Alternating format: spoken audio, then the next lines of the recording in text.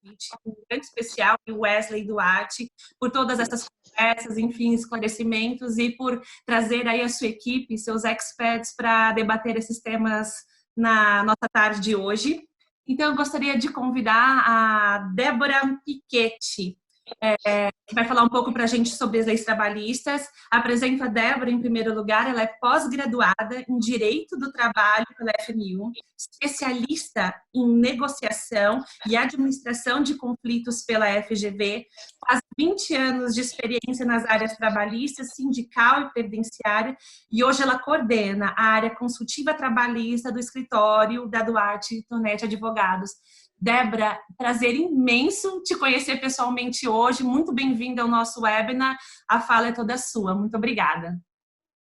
Obrigada pelo convite. Boa tarde a todos que estão assistindo a gente. Bom, já fui apresentada. Qual é a ideia hoje? Nós temos tratado durante todo esse tempo, agora muito fortemente na área trabalhista, de como conter essa crise que vem acontecendo, a pandemia, para as empresas. Sejam pequenas, médias, grandes. O setor farm, o setor de cosméticos também está muito envolvido nisso e está com muitos problemas também. Nesses últimos tempos, final de março para agora, justamente quando começou o isolamento, quando começou a questão de quarentena, o governo começou a disparar algumas normas. Qual que é a intenção dessas normas? Conter um pouco o custo das empresas, porque, em razão da crise, houve uma menor produtividade, houve uma menor quantidade de vendas. No final das contas, as empresas se encontram com, em tese, né, com o trabalho normal, só que hoje em velocidade muito menor. E por conta disso, alguns até tiveram que parar as atividades, parar a produção, parar as vendas. E aí, como nós lidamos com isso nesse momento? E aí vem as normas que foram trazidas. O importante de tudo isso é o olhar do empresário, o olhar do RH, da gestão, tem que ser extremamente estratégica para conseguir lidar com todo esse momento, para conseguir já antever alguns procedimentos, para o quê? Porque daqui 1, 2 meses pode ser que a coisa melhore? Pode, mas pode ser que não. Nós não temos como avaliar. Nunca passamos por algo parecido com isso. Qual é a ideia, então? O empresário, o RH, os gestores, a área produtiva tem que enxergar todo esse cenário e trabalhar em cima dele de modo a conseguir reduzir custos para manter a operação da empresa e principalmente para não quebrar, né? Que é a grande preocupação de muitos empresários hoje em dia, certo? O que nós tivemos durante todo esse período? Final de março, já o início do isolamento, o governo trouxe uma medida provisória, a medida provisória 927. Esse foi o primeiro movimento que eles tiveram para tentar conter custos, viabilizar o trabalho das empresas, fazer com que os empregados continuassem, de certa forma, com os contratos vigentes, mas de formas alternativas, e evitando assim o quê? Rescisões de contrato. Evitando o quê? Que a empresa tivesse os mesmos custos com uma produção muito menor. Os pontos principais dessa medida, dessa 927, foram, primeiro momento, home office. Home office é algo que a gente fala há muito tempo, já empresas estrangeiras adotavam, mas no Brasil era algo meio novo, porque ele foi instituído na prática, né, na verdade, legalmente falando, com a CLT na versão da reforma trabalhista de 2017. Antes de 2017, nós tínhamos só prática de home office, mas sem muito regramento. Só que o home office de agora, ele acaba sendo um home office diferente do que a gente tinha antes. Por quê? Ele foi meio na pressa. A intenção era o quê? Que as empresas conseguissem colocar os empregados que tinham viabilidade de trabalho remoto em suas residências para fazer o que eles já faziam na empresa, mas num local afastado, tá? Isso se aplica para qualquer atividade dentro da empresa? É claro que não. Isso vai ter um olhar para o teu setor administrativo, então o teu financeiro, o teu RH, tua área de compras, até tua área de vendas, talvez se for por telefone ou por e-mail. Agora, e quem trabalha no front, por exemplo, que tem um comércio? Para quem está dentro da farma ou dos cosméticos, mas está dentro do comércio, paralisaram tudo. Então, home office se aplicaria? Nesse caso, muito pouco. Então, a empresa, nesse primeiro momento, o que ela tem que fazer? E é o que a gente vem fazendo muito aqui no escritório, fatiar a empresa entre setores para colocar dentro desses setores o que se aplica para cada um deles. Porque vocês vão ver durante a nossa conversa que são várias opções. Só que para cada doença um remédio. Então, eu vou aplicar para cada situação, um remédio às vezes diferentes ou até misturado. Então, home office, a ideia era o quê? Colocar os empregados em casa. Eu tenho, e eu posso usar isso ainda hoje, eu tenho que avisar com 2 dias antes os empregados. Falo, mas e Débora, aí os meus empregados já não estão na empresa, como eu faço isso? Poderia fazer por meio eletrônico, por e-mail, por WhatsApp, desde que fosse algo formalizado e eles dando a resposta só de ok recebido, tá? Feitas essas 48 horas, eles poderiam permanecer em home office o tempo que fosse o tempo da pandemia. Poderiam votar antes, fisicamente? Poderiam, mas na realidade é a empresa que vai definir. Então, esse é o home office. Segunda opção, antecipação de férias. Na regra, eu tenho que o quê? Conceder férias para os empregados após os 12 meses de cumprimento do período aquisitivo. A MP, ela dá a alternativa de eu conceder férias, mesmo para aqueles que não tenham período aquisitivo vencido. Então, eu vou antecipar férias individuais e eu tenho que avisar o empregado com 2 dias de antecedência. Vantagem, o que eu vou ter que trabalhar de férias esse ano, para os empregados no decorrer do ano, eu já antecipo agora. Eles ficariam em casa, já que não teriam alguma atividade para realizar, e quando eu precisasse conceder férias, esse trabalho já foi feito, isso já foi concedido. Segunda vantagem, o terço de férias, que seria pago junto com as férias, eu jogo ele para pagar junto com o 13º. Então, lá em dezembro. Então, nessa, o que eu tenho? Ah, e mais um detalhe, o pagamento das férias também não é com 2 dias de antecedência. O pagamento das férias é junto com a folha, normalmente. Então, o que eu tenho? Aviso 2 dias antes, o empregado entra em férias, ele vai receber essas férias só na virada do vantajoso para a empresa resgatar a questão de custo. Muitas empresas, muitos clientes colocaram isso num primeiro momento, até porque era o que tínhamos, né, a MP. Isso reduz o custo para a empresa? Parece que não, mas em tese sim, porque se eu pensar para agora, ele quase se equivale porque eu estou custeando folha.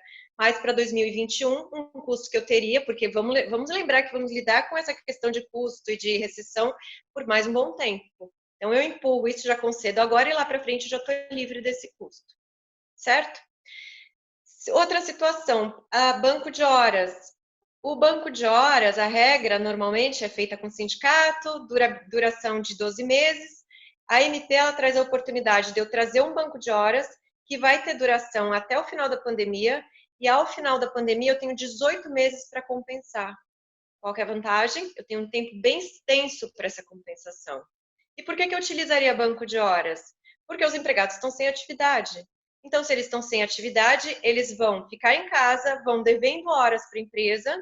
Ao final da pandemia, eu teria um X de horas a dever e durante 18 meses ele poderia ter um excedente de jornada sem o custo de hora extra e essas horas compensadas. Tudo bem? E o último, que daí é dinheiro mesmo, FGTS. O FGTS ele tem que ser recolhido todo dia 7 do mês seguinte, né? 8% do valor do pagamento do salário do empregado. Com a MP, houve a permissão de prorrogação desses pagamentos. Então, as competências abril, maio e junho podem ser pagas a partir de julho, e eles colocam que seria um parcelamento de 6 meses. Por que isso é vantajoso? Porque realmente as empresas hoje estão tentando conter o máximo de custos possíveis para sobreviver até que a coisa volte a rodar como era antigamente. Sendo assim, eu prorrogando esse custo de FGTS, eu vou ter que me preocupar com isso em julho em diante, né, de julho em diante, e aí sim fazer o parcelamento e pagando até fechar o período, tá bom? Então, isso foi a MP 927. Ela entrou no finalzinho de março, foi uma medida de contenção, mas as empresas precisavam de mais. O que as empresas precisavam? Reduzir jornadas, suspender contratos, porque em algumas delas eu não tenho atividade absolutamente nenhuma. E é daí que vem a outra novidade. Vem a medida provisória 936, que ela é do comecinho de abril, e aí sim ela trouxe a possibilidade de eu fazer o quê? Reduzir e suspender contratos. A gente vai tratar primeiro em separado, porque tem alguns pontos deles que são bem parecidos, para não criar confusão entre um e outro. Porque tem um ponto de todos, que eu acho que todo mundo quer saber, a questão sindical. Né? Tenho que negociar com o sindicato? Posso fazer sem o sindicato? Então, vamos lá. O que é a redução de jornada? A redução de jornada, que veio até, começou a discussão já na MP anterior, né? eu posso reduzir a jornada porque a CLT menciona que em casos de força maior, eu poderia ter uma redução de jornada. Só que ali a previsão é que seria mediante negociação sindical, ponto, né? Porque era a redução de salários e a Constituição veda a redução de salários. Vem a MP 936 e ela coloca o quê? Eu posso reduzir as jornadas de trabalho com a respectiva redução de salário, então, redução de jornada com redução de salários proporcional, tá? E ele traz 3 faixas, que seriam 25%, 50% ou 70%. Então, até aí, ok. Só que a mesma medida provisória, ela coloca o seguinte, que em alguns pontos eu posso fazer em acordo entre empresa e empregado e em alguns outros só com o sindicato.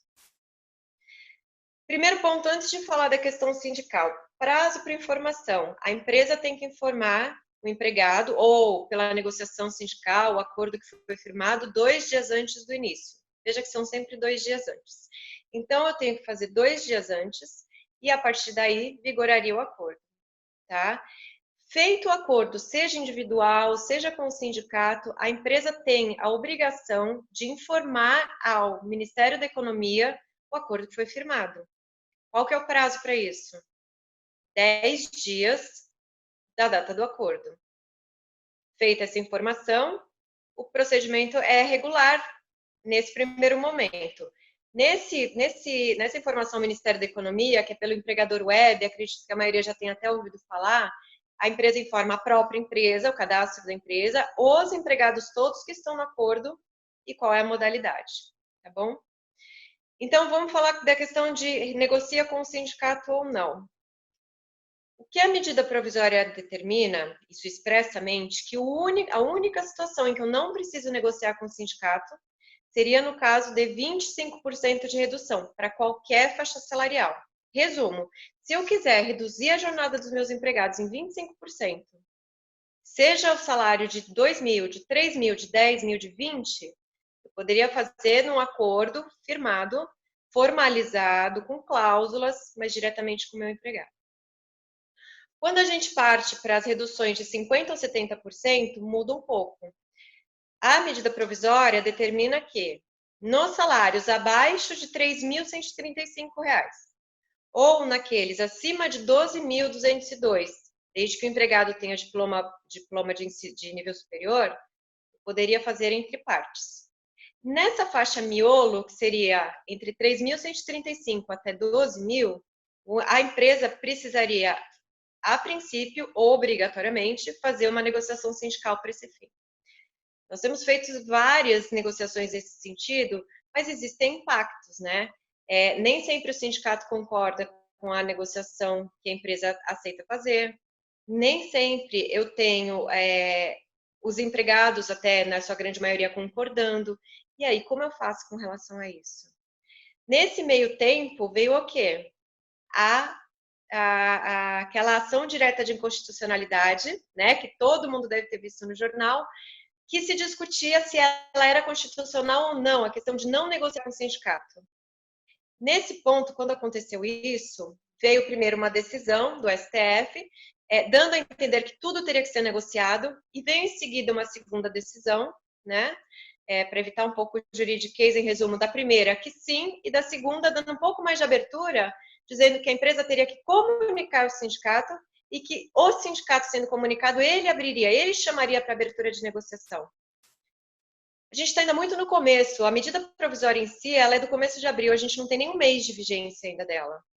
Então, o que nós temos visto, e assim, o Duarte Tonetti tem uma preocupação muito grande em orientar os clientes com relação a isso, existe uma insegurança jurídica muito forte.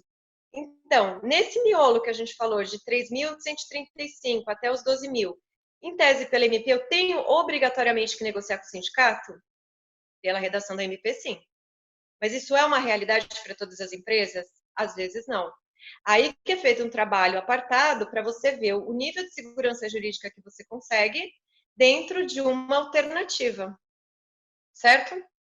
Tá. Então, resumindo a história, 25% todas as faixas, acordo entre partes, ou com o sindicato, é claro, e 50% e 70% nessa faixa miolo, obrigatoriamente com sindicatos. Alguns dos sindicatos, até por posição, eles exigem, mesmo para os casos de salário inferior a 3 mil e acima de 12 mil, negociação. A ideia é tentar primeiro conversar, tentar primeiro ver o que o sindicato propõe para tentar fazer algo amigável e o quê?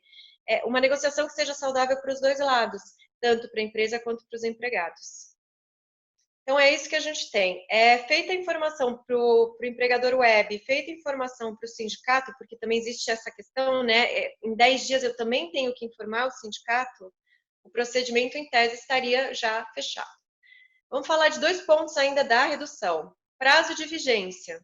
Prazo de vigência da redução de jornada de até 90 dias. Então, o acordo, seja individual, seja coletivo, até 90 dias. Se for, se a empresa quiser fazer um período menor, ela pode? Pode. Se quiser fazer de 60 e depois mais 30, pode, desde que não ultrapasse no total 90 dias.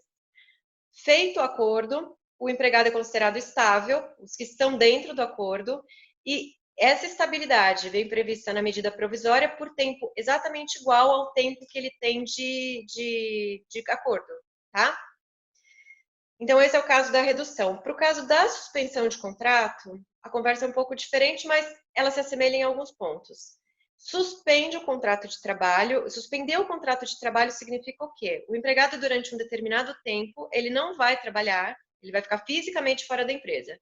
Então, condição primeira para um acordo nesse sentido, eu não vou chamar os empregados para trabalhar.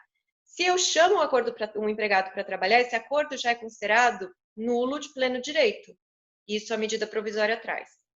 Quero fazer a suspensão. Como é que funciona isso? Da mesma forma, acordo, pode ser individual ou pode ser coletivo, mas o principal disso eu tenho na suspensão, em tese, é o governo que paga, perdão, só na redução, um ponto que eu esqueci de comentar, o governo paga uma parcela nessa redução. Então, a empresa reduz 25%, o governo vai lá e paga uma tabela, né, na verdade, um percentual, 25%, do valor que ele teria direito do seguro-desemprego, tá? Só recapitulando que faltou esse ponto que era bem importante.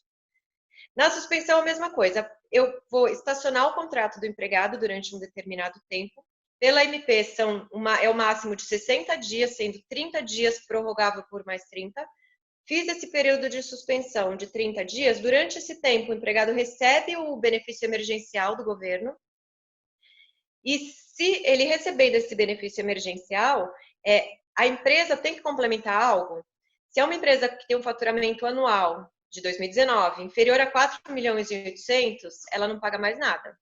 Se, por outro lado, é uma empresa que tem um faturamento de 4 milhões e 800 para cima, a medida provisória determina que a empresa tem que pagar 1/3 do salário do empregado, mas com a cunha de um auxílio emergencial. Auxílio emergencial não é esse termo, de uma ajuda de custo.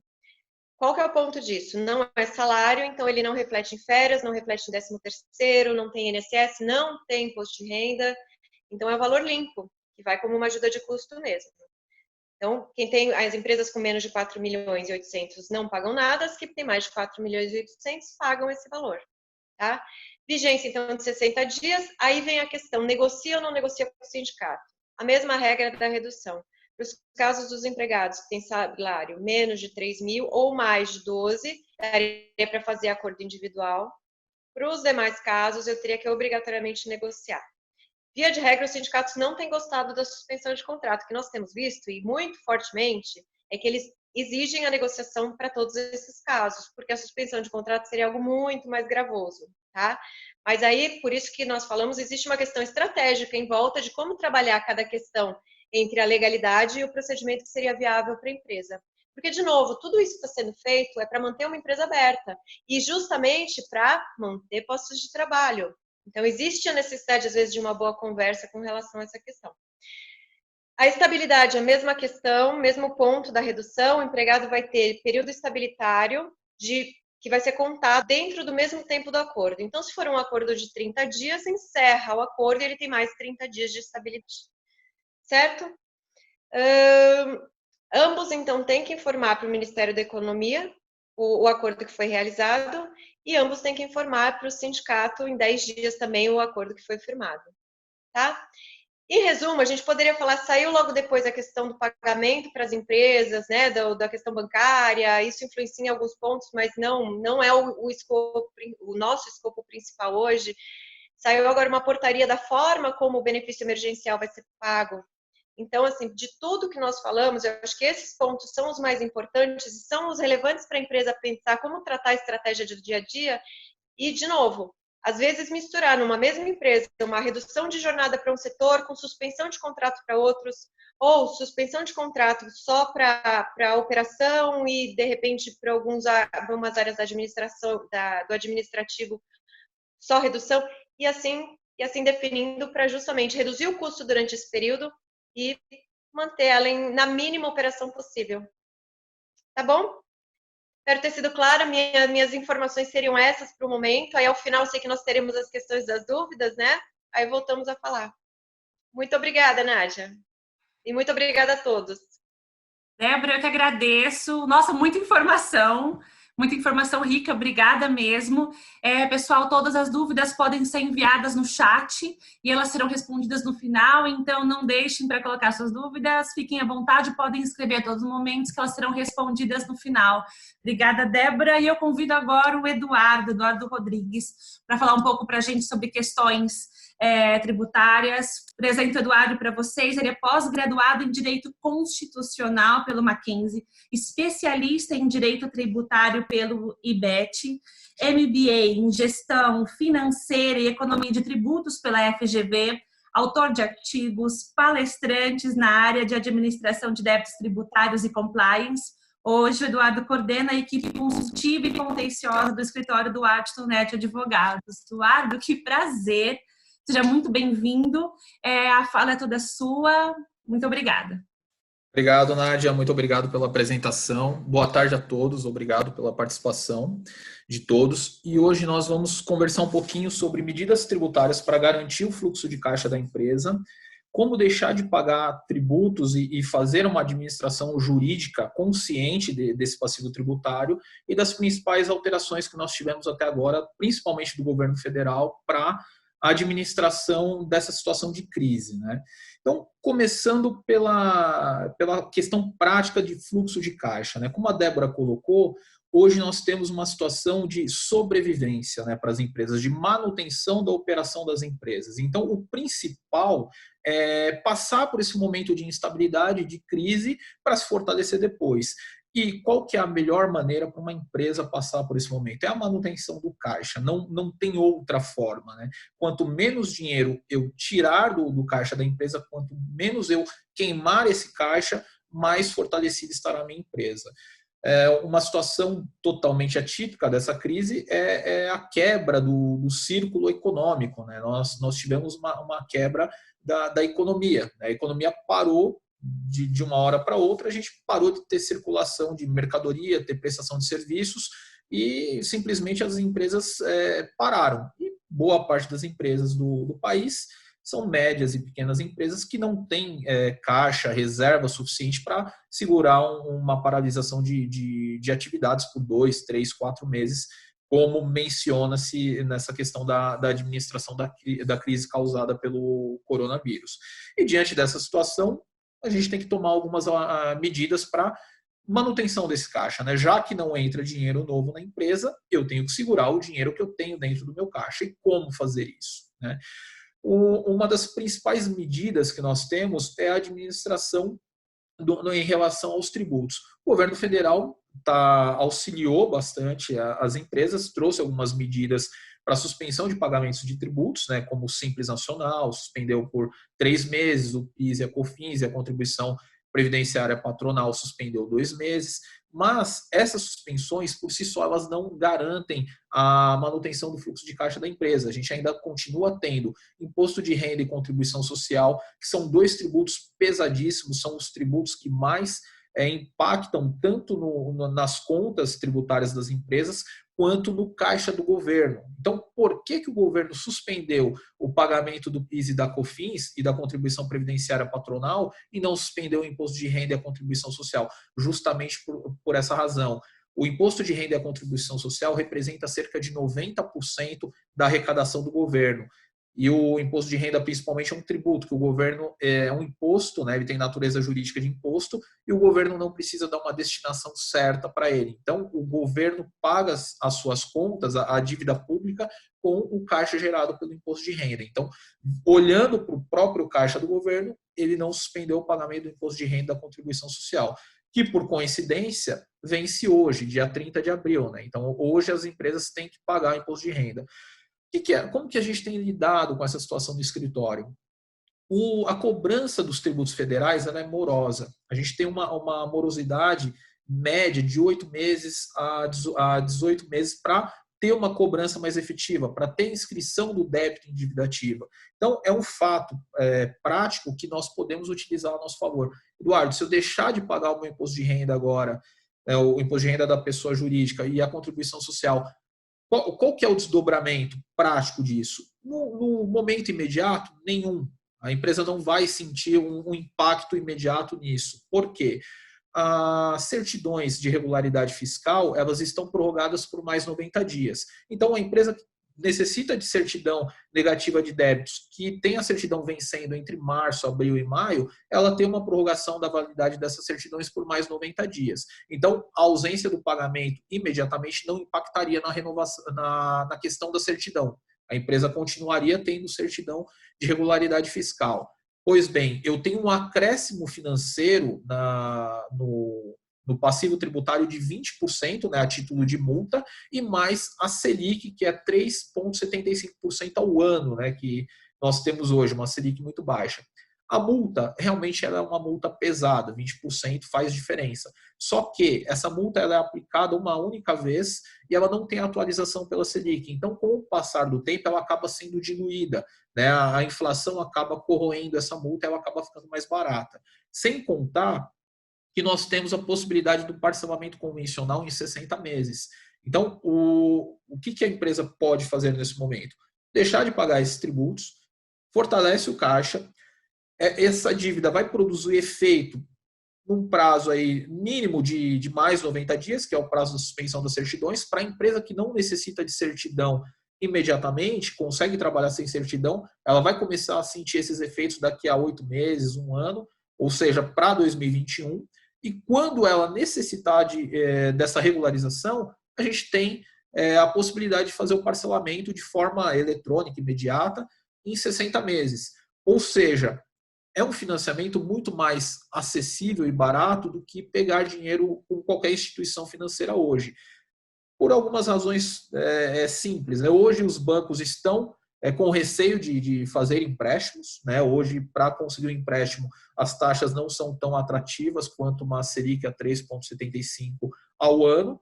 E o banco provavelmente vai pedir garantias. Né? Então, isso prejudica a empresa conseguir esse financiamento no curto prazo. Então, uma saída consciente seria realmente o atraso. A gente nunca aconselha atrasar tributo. O mundo ideal é fazer o pagamento na data correta.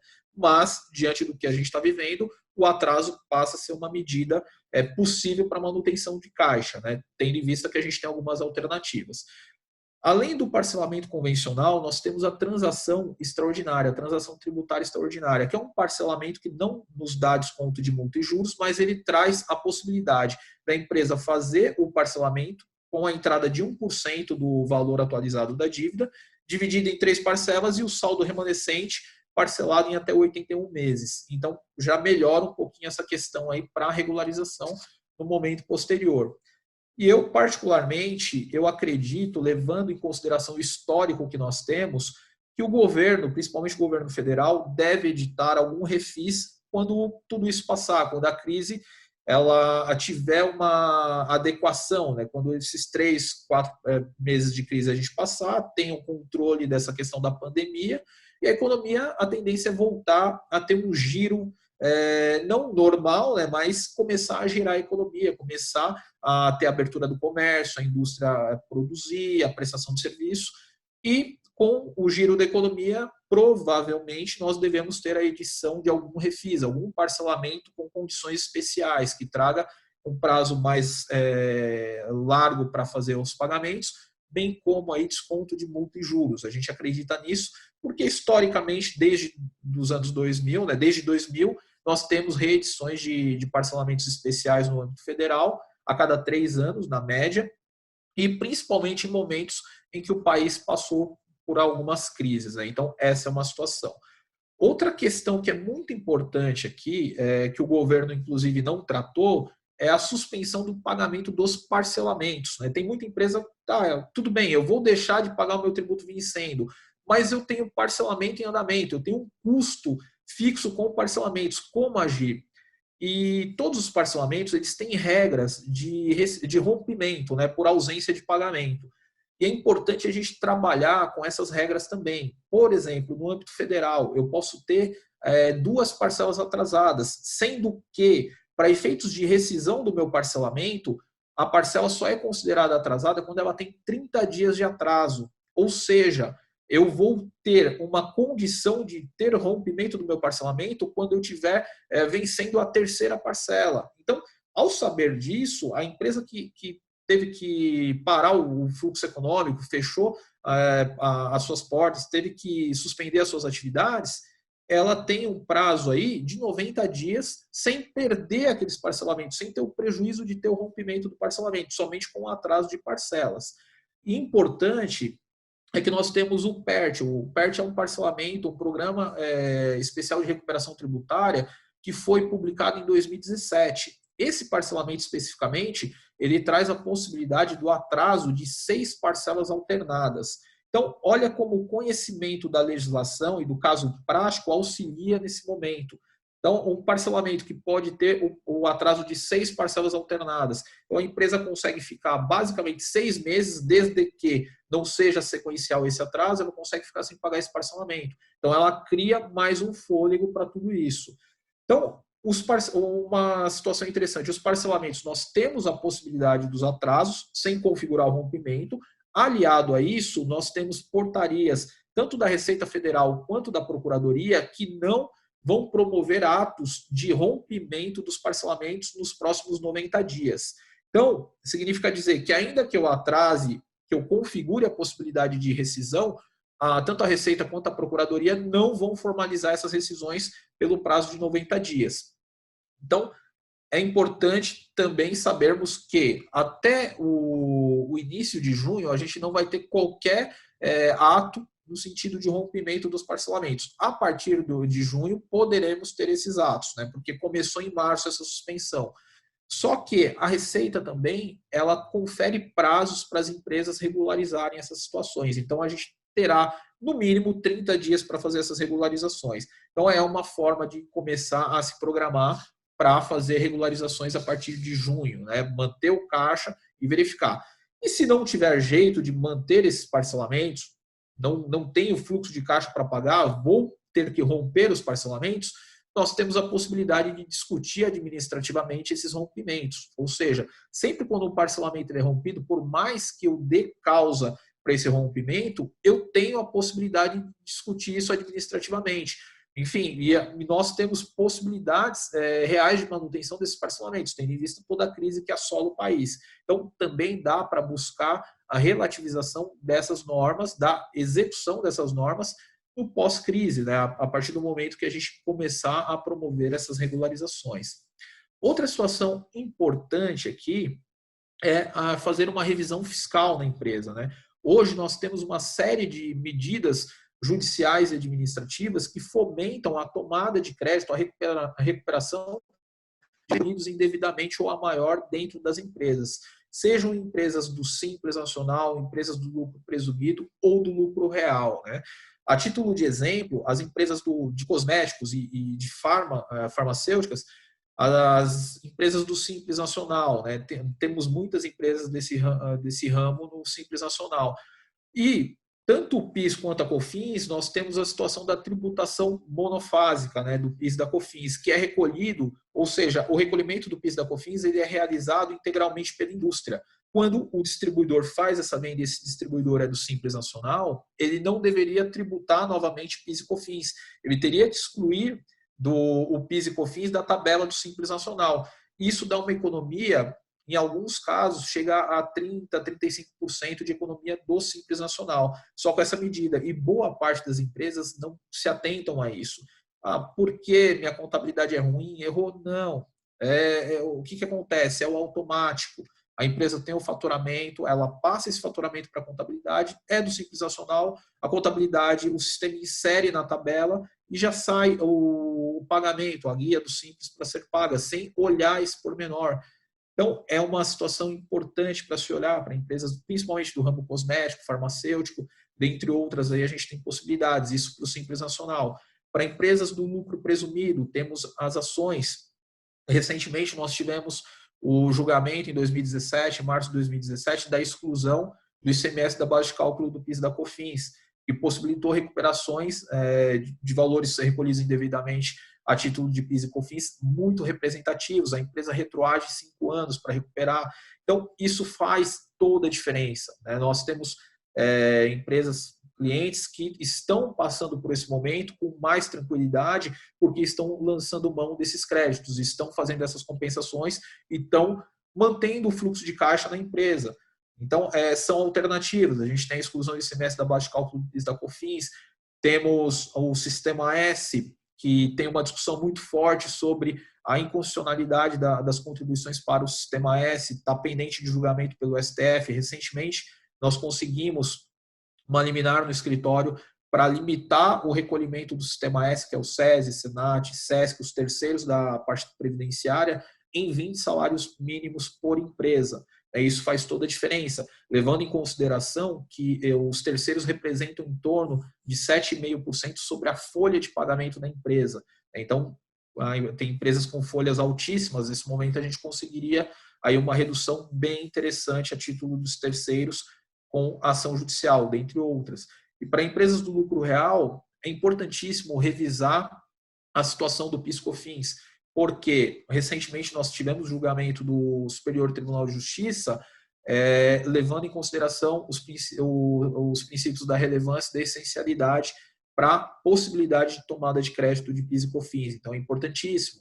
Recentemente, o Dr. Wellington ele escreveu um artigo sobre créditos aliados a essa questão da Covid, o home office, a gente tem disponibilização de material, de internet, computadores.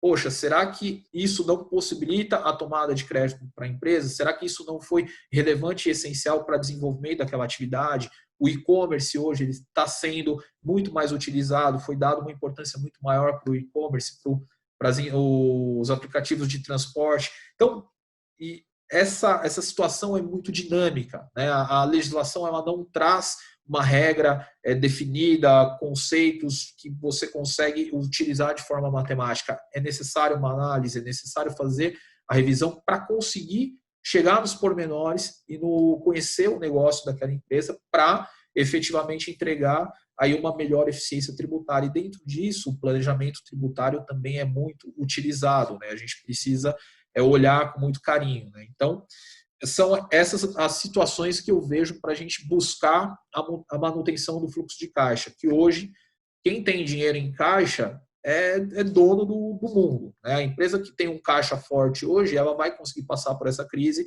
ela vai se recuperar muito mais rápido e ela vai ganhar mercado, porque a gente vai ter quebra, invariavelmente a gente vai ter quebra de muita empresa, né? E por fim, eu queria fazer um resumo rápido sobre as alterações que nós tivemos. Ressalto que nós estamos em São Paulo, né? E o Estado de São Paulo ele não trouxe nenhuma medida para a suspensão do pagamento do ICMS ou de qualquer tributo estadual, tá?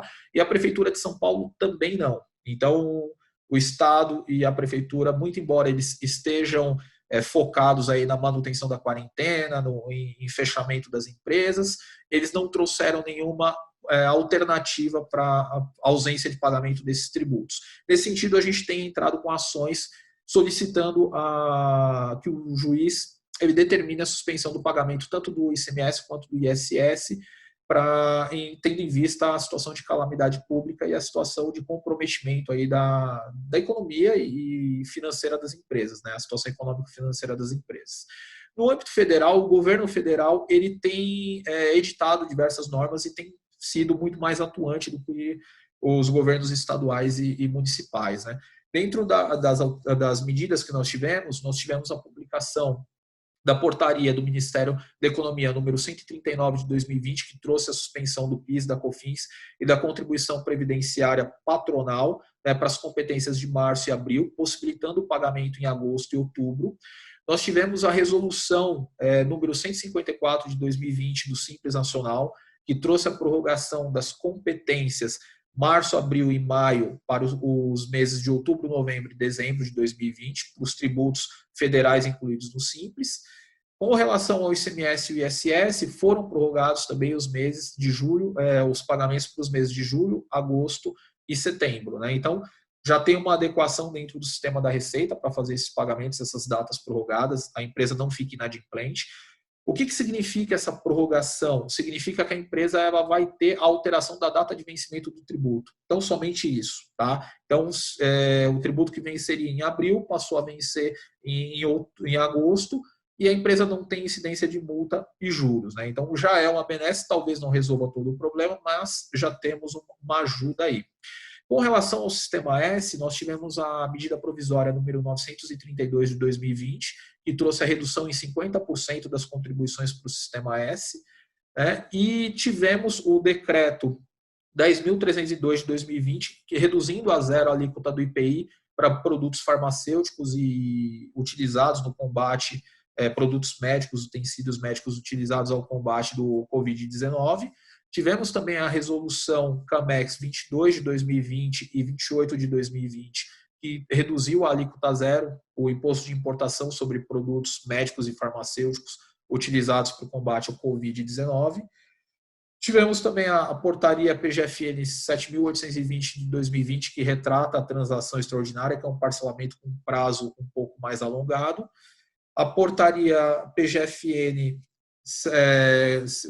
555 de 2020, que trouxe a prorrogação da validade das certidões federais por 90 dias, e a portaria 543 de 2020 da Receita e a instrução normativa 1932 de 2020, que trouxeram a suspensão dos atos coercitivos de cobrança pelos próximos 90 dias, né? Importante destacar que esses 90 dias, né, no caso aí dessas suspensões de cobrança, eles estão fazendo aniversário agora no início de junho, né, por volta do dia 10, dia 12 de junho, porque essas medidas foram publicadas em março. Eu, particularmente, acredito que a gente deve ter prorrogações, né, porque em junho a gente não vai ter o restabelecimento da situação normal da economia. Então, provavelmente, a gente deve ter algumas prorrogações, o escritório tem acompanhado isso de forma muito próxima, e temos disponibilizado e-books, né, para os clientes e não clientes para a gente fazer esse acompanhamento, né. Então, pessoal, em síntese, essas são as informações, né. Quem tiver alguma dúvida, poste aqui. Se eu não conseguir responder agora, eu me comprometo a responder posteriormente, basta deixar o e-mail, a gente responde, e espero ter sido claro aí e simples na explicação, né? Porque falar de tributo é um pouquinho complicado, mas tentei ser o mais didático possível. Obrigado a todos. Eduardo, nós que agradecemos. Nossa, uma grande aula aqui. No seu currículo, a frase palestrante, você fez jus a sua descrição. Obrigada mesmo. Assim, Débora. Tem uma pergunta aqui. Covid, ele pode ser considerado acidente de trabalho, dependendo da circunstância da contaminação? Sim, quais os casos? Vamos lá. Saiu numa dessas normas a informação de descaracterização do Covid como sendo considerado como doença do trabalho, né? Que é uma dos subtipos de acidente de trabalho. Então, assim, se a gente for estritamente no que consta lá, até em tese, não. Mas isso não é absoluto. Porque se, por exemplo, o empregado conseguir comprovar que ele teve isso dentro da empresa por uma falta de cuidado do empregador, por falta de proteção e tudo isso, nós entendemos aqui, inclusive nós já estudamos muito, a equipe inteira já estudou muito essa questão, e a conclusão que nós chegamos é isso, que em tese o que está lá é isso, mas não é absoluto. Pode sim ser descaracterizada essa previsão se comprovada que foi por omissão do empregador, por exemplo, né? Perfeito, Débora, obrigada. Eduardo, acho que essa é para você. A gente tem muitos dos nossos comentários aqui vindo que a gente tem muitas empresas que dependem de importação, né, de insumos, de matéria-prima. E aí, como é que estão essas alíquotas dos impostos de importação diante desse cenário que está tão difícil conseguir chegar ao produto aqui? Teve alguma alteração? Teve, como eu comentei, teve redução do imposto de importação à alíquota zero para alguns produtos, né? O que é importante aqui? Quando você faz uma importação, tem a ADI, né, você tem ali o NCM, né, que é o código do produto. O NCM é o código Mercosul, só que ele é baseado num código mundial. Então, todo produto ele tem um código, né, como se fosse o RG desse produto, e esse código é mundial. Com base no código do produto, a gente consegue verificar dentro da legislação se esse produto ele foi desonerado ou não. Então, qual que é a resposta? Sim, tem redução do imposto de importação à alíquota zero e do IPI, também à alíquota zero para produtos farmacêuticos e utilizados no combate à Covid-19, máscara, enfim, a gente tem essa redução, só que é necessário verificar o código NCM do produto, para eu conseguir ter o mapeamento dessa tributação. Infelizmente, cada produto tem um código, a lei trata cada produto de uma maneira específica, né? Perfeito, Eduardo, obrigada. E mais uma questão aqui: as paralisações não foram uma decisão das empresas, sim do governo. O empresário poderá ser indenizado pelo governo por essas paralisações? Olha, Nádia, essa é uma questão delicada e a gente trata aqui, dentro da Constituição brasileira, a gente trata da isonomia, né? Que seria tratar de forma igual os iguais, né? E na medida das suas desigualdades. O que acontece nesse sentido, né? O fisco, o governo em si, ele tomou uma medida com base na proteção da coletividade, né? Então, justamente, não foram os empresários que resolveram fechar as suas empresas, eles foram obrigados a chegar nesse nível de fechamento, enfim, de situação delicada financeira mesmo, né? Eu entendo que vão surgir ações judiciais nesse sentido, não desaconselho, a gente precisaria estudar aí qual que seria a responsabilização do governo, qual que é a situação anterior, qual que era a fragilidade daquela empresa antes do fechamento e depois, enfim, desenvolver um trabalho prévio ao ingresso dessa ação para demonstrar esse prejuízo causado. Outro ponto importante que eu vejo é a questão técnica de saúde, né? Do quão isso é contagioso, do quanto essa medida de fechamento do comércio, desse isolamento social, resultou em uma administração correta dessa crise, se isso minimizou os efeitos ou agravou. Enfim, a gente não tem essa fotografia, a gente não tem como mensurar isso, né? Então, o que eu posso dizer? Ações no âmbito tributário para indenizar contribuintes por medidas tomadas pelo governo, a gente não tem histórico disso, tá? Então é uma coisa totalmente nova. Quando eu faço um pagamento de um tributo que eu peço a devolução, eu tenho somente a devolução com a multa, ainda que tenha sido baseada essa cobrança numa lei inconstitucional ou em alguma ilegalidade do governo, eu tenho a devolução do meu valor mais a Selic, né? Eu não tenho uma situação de indenização. Então, basicamente é isso. Mas a questão da Covid, ela extrapola tudo que a gente tem de jurisprudência, de normalidade.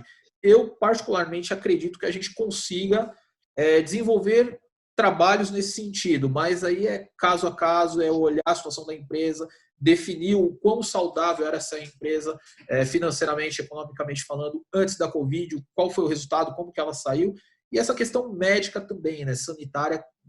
Será que essas medidas são as mais acertadas? A gente não sabe, né? Então a gente vai, no meu entendimento, a gente vai saber se foi acertado ou não depois.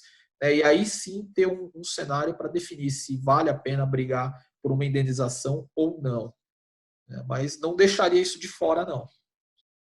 Então, muito obrigada. Aí vem o último aqui, um pedido de um conselho para quem tem um pequeno negócio. A gente tem N casos aí, acho que especialmente na indústria cosmética, de empresas em que o líder, ele é o gestor, ele é o financeiro, ele administra tudo, ele não tem talvez um respaldo jurídico tão forte. Então, ele fala, com quem eu me endivido primeiro? Com o governo, com o fornecedor, demito? Uhum. Vem aqui até um tanto de brincadeira, uma bandeira aí, qual o primeiro passo? Por onde eu começo? Então, se vocês puderem, cada um, enfim, na experiência de vocês, dar uma dica aí para o nosso, esse empresário nosso aí, guerreiro, que tem, que leva a empresa, uma equipe pequena, mas que quer se manter no seu negócio, que dica vocês dariam para essa pessoa hoje? Tá. Nós aqui no escritório, nós temos todos os perfis, né, de empresas, muitos do setor cosmético e farma, mas muitos também aquela empresa de dono, aquela empresa familiar, é muito nosso olhar, né? Então é uma realidade para a gente muito próxima a isso, é o nosso dia a dia, inclusive. E nessas empresas é isso mesmo, às vezes as pessoas são quase faz tudo, né, e nos seus setores, porque como são pequenas, a estrutura não comporta ter às vezes algo tão segmentado, né? E quando nós vemos isso, a gente tem uma questão jurídica, que aí sim, quem deveria receber primeiro, né? Em tese, se você às vezes consegue negociar com o fornecedor, um protelar prazos, um renegociar a forma de pagamento, o empregado, a gente tem um problema sério que envolve o quê? Prazos legais. Então, se eu tenho atrasos, eu tenho multas administrativas, eu tenho fiscalização, eu tenho falta de informação no sistema, e eu tenho lá a ponta final, que é a mais importante, que é a pessoa, né? Então, nós somos advogados empresariais, nós temos o olhar da empresa, mas a gente sabe, inclusive, que essas empresas têm o olhar daqueles empregados que são da empresa menor. Existe uma relação muito próxima. Assim, por isso que na hora que eu dei a minha explicação, eu falei, existe um leque enorme de opções nesse caso para eu conseguir segurar a crise, não 100%, ninguém consegue, ninguém está conseguindo, mas seria fazer, às vezes, um meio de campo com o empregado. Então, esse que acaba sendo líder, mas ele também fica à frente, mas ele também faz outras coisas, a quem dever primeiro? O empregado, ele tem um custo médio, mas eu tenho hoje algumas alternativas que eu consigo meio até dividir com o governo o custo, né? Então, talvez seja uma boa saída. A primeira coisa é essa.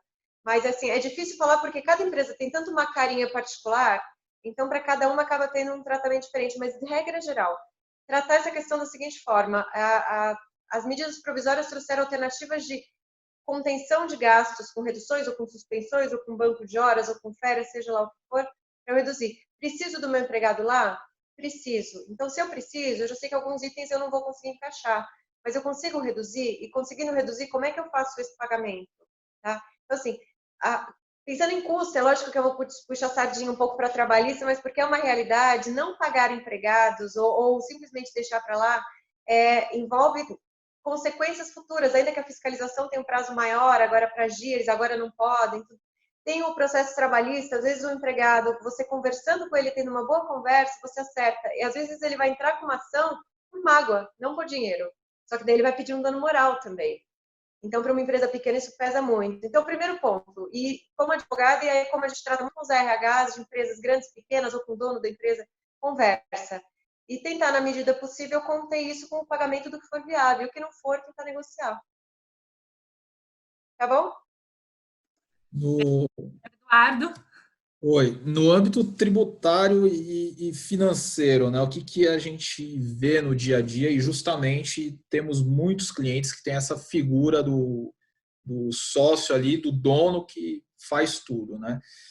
O que eu posso dizer de forma muito direta? A cobrança federal, os tributos federais, eles têm uma cobrança muito mais devagar.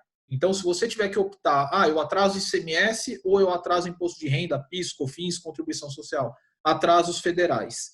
Os federais, a cobrança é muito mais devagar. Nos federais, eu não tenho limitação do número de parcelamentos. Eu tenho limitação do valor. Acima de 2 milhões de reais, eu preciso fazer uma garantia para fazer o parcelamento. Só que pequena e média empresa menor, essas empresas de dono, geralmente, para ela chegar no endividamento desse, demora muito. Então, ela vai ter um número ilimitado de parcelamentos em 60 meses.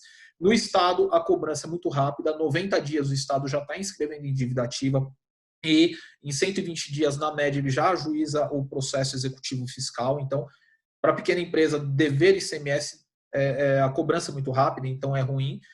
Os tributos retidos na fonte também eu aconselho o pagamento. O imposto de renda retido na fonte e a contribuição previdenciária retida na fonte. E o ICMS, substituição tributária. Por quê? Esses tributos eles geram a possibilidade de apropriação indébita, crime contra a ordem tributária. Então, paga o que for retido na fonte e ICMS, substituição tributária.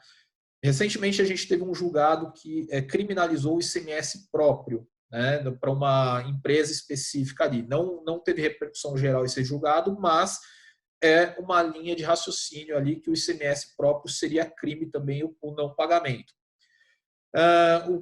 O ICMS, como eu disse, a cobrança é muito rápida, né? Se tiver que optar entre o federal e o estadual, paga o federal. ICMS próprio tem o risco também de gerar crime contra a ordem tributária. Ainda não é uma questão líquida e certa dentro do judiciário, ainda vai ter muita discussão, mas a gente tem uma jurisprudência importante que criminalizou essa situação. Com a Covid, com tudo isso, eu acredito que o judiciário vai mais devagar com essa questão da criminalização do ICMS. Não teve jeito de pagar nada, não consegui pagar tributo nenhum. Calma, não sai fazendo parcelamento quando receber as notificações de cobrança. O fisco ele é obrigado a mandar notificações de cobrança para as empresas para constituir aquela empresa em mora e para poder inscrever em dívida ativa aquele tributo, aquele débito, enviar para o CADIM, que é como se fosse o SPC público, e enviar para protesto em ato posterior, né? Então, só para depois ele ajuizar a execução fiscal. Então, calma, a partir do momento que receber a notificação, a empresa ainda tem 90, 120 dias para tomar as providências, tá? E aí, se possível, contratar um bom advogado para fazer a administração, ter uma contabilidade atuante, isso ajuda bastante a municiar o empresário de informações. Ele precisa, nesse momento, principalmente esse empresário que é mais carente de estrutura, ele precisa de informação. Então, é bom ele ter um escritório contábil, jurídico, que auxilie nisso, pelo menos para ele não sair fazendo parcelamento aí de forma não estratégica e criando mais um problema do que uma solução, né? Então, o parcelamento, eu costumo dizer que é o último caso. Se você já não teve dinheiro para pagar o tributo, aguarda, cria uma estratégia, enfim, vamos administrar isso para só quando tiver fôlego fazer o parcelamento, tá bom? Então, a dica é essa. Claro, muito obrigada. Então, encerramos hoje, encerramos mais esse webinar. Queria agradecer imensamente ao escritório do Arte Tonetti Advogados, em especial a Débora Eduardo, que estiveram aqui presentes conosco, enfim, esclarecendo dúvidas, debatendo e trazendo tanta informação importante. Como já foi dito, esse webinar foi gravado, estará disponível em nossas mídias sociais, no site do evento. Quem, por acaso, não assistiu, quiser compartilhar o conteúdo. E também disponibilizaremos um e-book que foi feito pelo escritório, enfim, com dicas e informações que podem ajudar você a entender, compreender um pouco melhor sobre não só questões trabalhistas, tributárias, mas enfim, outras leis, outras questões, outras áreas que, enfim, essa questão da Covid também possa ter atrapalhado um pouco os planos do seu negócio. Então, agradeço imensamente a todos que estiveram presentes, toda a audiência, Débora, Eduardo, novamente, muito obrigada. E no dia 12 de maio, nosso próximo webinar. Então, acompanhe as mídias sociais das FCEs, FCE Farma, FCE Cosmetic. Teremos mais informações e mais conteúdos para vocês. Muito obrigada. Até lá. Obrigado, Nádia. Tchau, obrigada.